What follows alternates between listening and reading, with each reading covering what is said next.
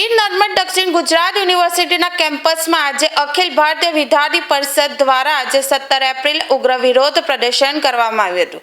રાજ્ય સરકાર દ્વારા એડમિશન પ્રક્રિયા માટે શરૂ કરવામાં આવેલા GCAS પોર્ટલમાં સર્જાતી સતત ટેકનિકલ ખામીઓના વિરોધમાં કાર્યકરોએ મટકાફોડ કાર્યક્રમ યોજાયો હતો।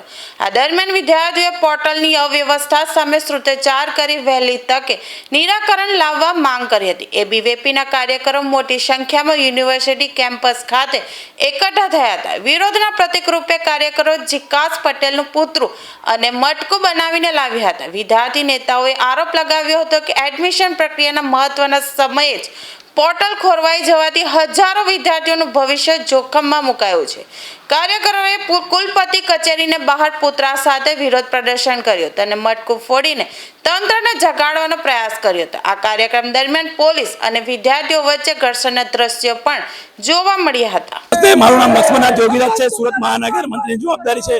આજ રોજ જીકાસને લઈને એક વિરોધ કરવામાં આવ્યો છે। જે વિરોધ એક દર્શાવવા માંગીએ છીએ, જે મારા અત્યારે જે 12માના વિદ્યાર્થી એક્ઝામ આપીને કોલેજમાં આવવાનો પ્રયાસ કરે છે, જે લોકો સારી કોલેજમાં એડમિશન માંગે છે પણ છતાં એ લોકોને મળતું નથી। 3 વર્ષથી આ સંઘર્ષ વિદ્યાર્થી પરિષદ કરે છે, જેમાં જીકાસ એક એવી સિસ્ટમ છે જે ખાલી માત્ર સિસ્ટમના નામે ખાલી ચાલે છે, બાકી વિદ્યાર્થીને હેરાન કરવા સિવાય બીજો જીકાસ કંઈ કામ કરતી નહીં। એમાં જીકાસમાં ભલે એ લોકોને મેરિટ પાડવાનું હોય છતાં એ લોકો મેરિટ નહીં પાડતા હોય। સારી કોલેજમાં એડમિશન લેવું વિદ્યાર્થીને સારી કોલેજમાં એડમિશન નહીં મળતું, વિદ્યાર્થી 7% એને છતાં એને સારી કોલેજમાં એડમિશન નહીં મળતું।